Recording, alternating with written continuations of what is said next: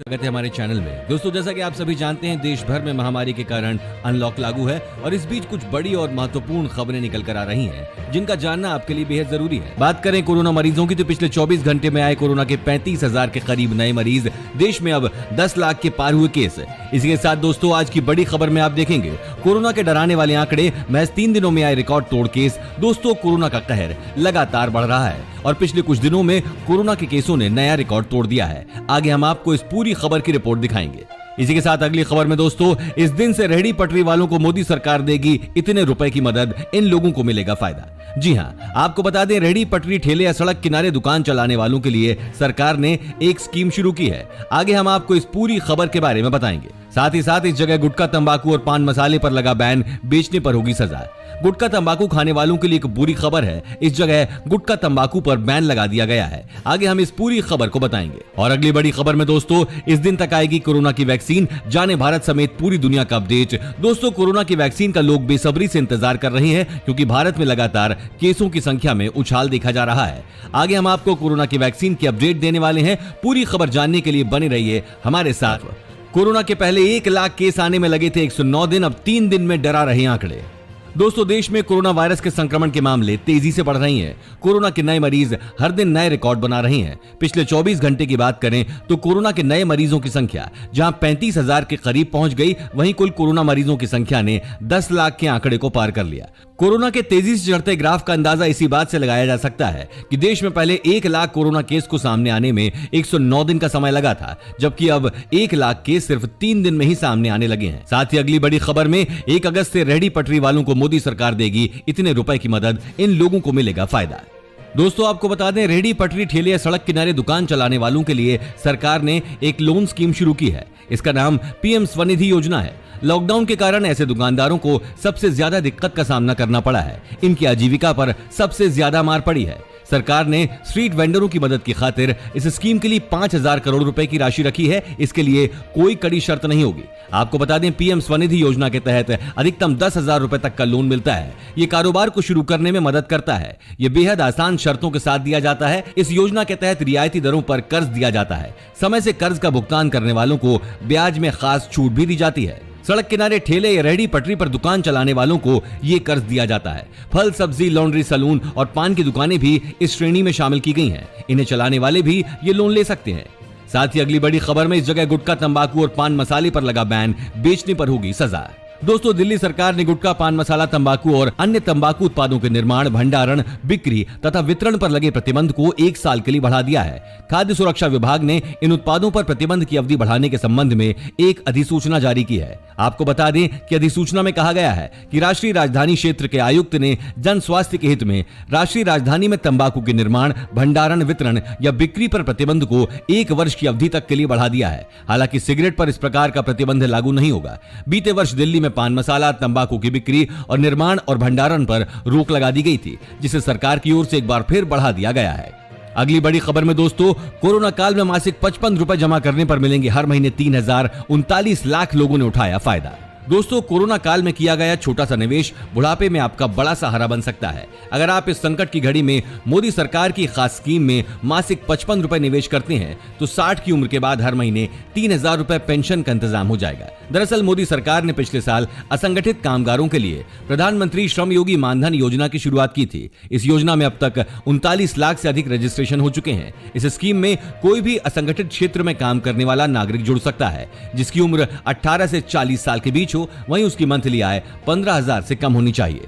इस योजना के तहत 60 साल की उम्र के बाद हर महीने 3,000 रुपए की पेंशन पाने के लिए कम से कम 55 रुपए और अधिकतम 200 रुपए महीना जमा करना होगा। अगर आप 18 साल की उम्र में ही इस योजना से जुड़ जाएं, तो आपको सिर्फ हर महीने 55 रुपए जमा करने होंगे। वहीं 29 साल की आयु से जुड़ने पर हर महीने 100 रुपए और 40 साल की आयु से जुड़ने पर हर महीने 200 रुपए का योगदान करना होगा।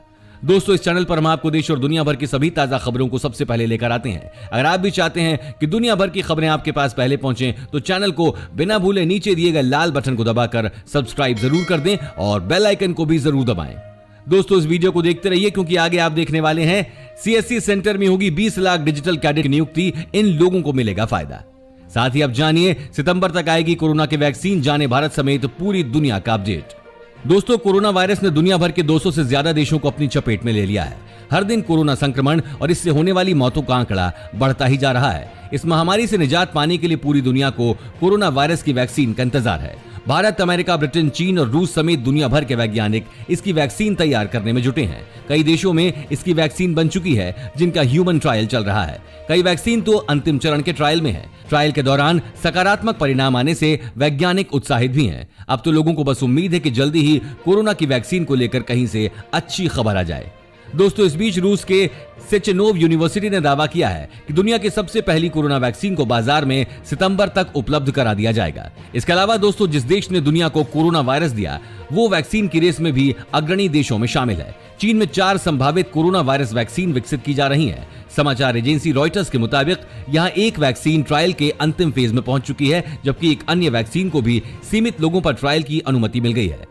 बात करें भारत की, तो भारत में आईसीएमआर और भारत बायोटेक की ओर से तैयार वैक्सीन कोवैक्सीन का ह्यूमन ट्रायल शुरू हो चुका है। कंपनी ने कोवैक्सीन के ट्रायल के लिए 14 जगहों के करीब 1500 वॉलंटियर्स यानी स्वयं सेवकों को शामिल किया है। इन 14 जगहों में नई दिल्ली, गोवा, गोरखपुर, भुवनेश्वर, रोहतक, चेन्नई, पटना, कानपुर, विशाखापट्टनम और हैदराबाद शामिल हैं। साथ ही दोस्तों, सीएससी सेंटर में होगी 20 लाख डिजिटल कैडेट की नियुक्ति। आम लोगों को घर बैठे मिलेंगी जरूरी सुविधाएं। दोस्तों, आपको बता दें, सीएससी ई गवर्नेंस सर्विसेज के इस साल साझा सेवा केंद्रों में 20 लाख लोगों की नियुक्ति की योजना है। CSC e governance services limited के मुख्य कार्यकारी अधिकारी दिनेश त्यागी ने जानकारी दी। देश भर में ये साझा सेवा केंद्रों की संख्या 4 लाख है। ये केंद्र छोटे शहरों और ग्रामीण क्षेत्रों में कई सरकारी और उपक्रम सेवाएं प्रदान करने में मदद करते हैं। त्यागी ने कहा, प्रत्येक सीएससी में 5 डिजिटल कैडेट की नियुक्ति की जाएगी। आपको बता दें, कैडेट लोगों को उनके घर के दरवाजे पर विभिन्न सेवाएं उपलब्ध कराएंगे। इसके अलावा ये ग्रामीण ई स्टोर और किसान ई मार्ट के लिए डिलीवरी एजेंट के रूप में काम करेंगे और सीएससी को सरकार और अन्य एजेंसियों के लिए विभिन्न सर्वे करने में मदद करेंगे। उन्होंने कहा कि इन पदों के लिए पात्र कैडेट के पंजीकरण का काम 1 महीने में पूरा होने की उम्मीद है। उसके बाद उनकी नियुक्ति और सत्यापन की प्रक्रिया शुरू की जाएगी। साथ ही दोस्तों, बढ़ते हैं अगली खबर पर। अयोध्या और राम पर आखिर नहीं माना नेपाल, उठाने जा रहा ये कदम। दोस्तों, नेपाल के प्रधानमंत्री ओली ने कुछ दिनों पहले दावा किया था कि भगवान राम का जन्म भारत के अयोध्या नहीं बल्कि नेपाल के बीरगंज के करीब थोरी में हुआ था। अयोध्या और भगवान राम को लेकर नेपाली प्रधानमंत्री केपी शर्मा ओली के बेतुके दावे को सही साबित करने के लिए नेपाल का पुरातत्व विभाग हरकत में आ गया है। विभाग नेपाल के दक्षिण में स्थित थोरी गांव में खुदाई और शोध की तैयारी कर रहा है। मालूम हो कि प्रधानमंत्री ओली ने कहा था कि असली अयोध्या भारत में नहीं बल्कि नेपाल के बीरगंज जिले के थोरी गांव में है। आपको बता दें, ओली की इस बेतुकी थ्योरी पर काफी बवाल हुआ और उन्हें अपने ही घर में विरोध का सामना करना पड़ा। लेकिन सरकारी विभाग होने के नाते पुरातत्व विभाग अब इसे सही साबित करने के नाकाम प्रयास में जुट गया है। माय रिपब्लिका अखबार के मुताबिक पुरातत्व विभाग विभिन्न मंत्रालयों के साथ क्षेत्र में खुदाई और संभावित पुरातत्व अध्ययन पर चर्चा कर रहा है।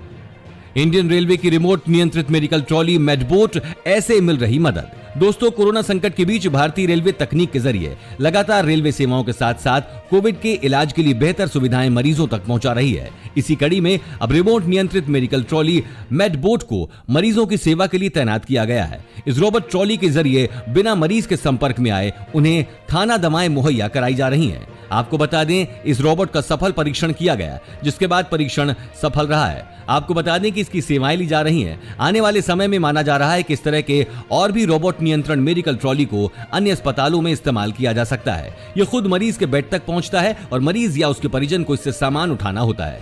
साथ ही दोस्तों, देश के कई हिस्सों में होगी बारिश। जानिए आपके शहर में मौसम का कैसा रहेगा मिजाज। दोस्तों, इन दिनों पूरे देश में मानसून की बारिश लगातार हो रही है। देश के पश्चिम हिस्से मुंबई और गुजरात में पिछले 24 घंटे के दौरान जोरदार बारिश हुई है। अगले 24 घंटे में यहां बारिश का अनुमान लगाया गया है। इसके अलावा केरल में भी लगातार बादल बरस रहे हैं। उधर असम में गुरुवार को बाढ़ से 5 लोगों की मौत हो गई। राज्य में बाढ़ से हालात खराब होते जा रहे हैं। अगली बड़ी खबर में, इस राज्य में हफ्ते में 2 दिन पूर्ण लॉकडाउन की तैयारी, सीमाएं भी होंगी सील।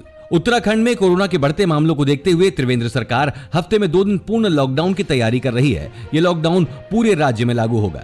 मुख्यमंत्री त्रिवेंद्र रावत ने गुरुवार देर शाम मुख्य सचिव उत्पल कुमार सिंह को कार्रवाई के निर्देश दे दिए। शनिवार और रविवार को लॉकडाउन रखने पर विचार करने के लिए कहा। इस दौरान राज्य की सीमाएं भी सील रहेंगी। इसके बाद मुख्य सचिव ने शुक्रवार को उच्च स्तरीय बैठक बुलाई है। इस बैठक में लॉकडाउन के दिन और व्यवस्थाएं भी तय की जाएंगी। अगली बड़ी खबर में दोस्तों, चीन में 1 की मौत, 15 क्वारंटीन में। गिलहरी के जरिए यूएस पहुंची बीमारी।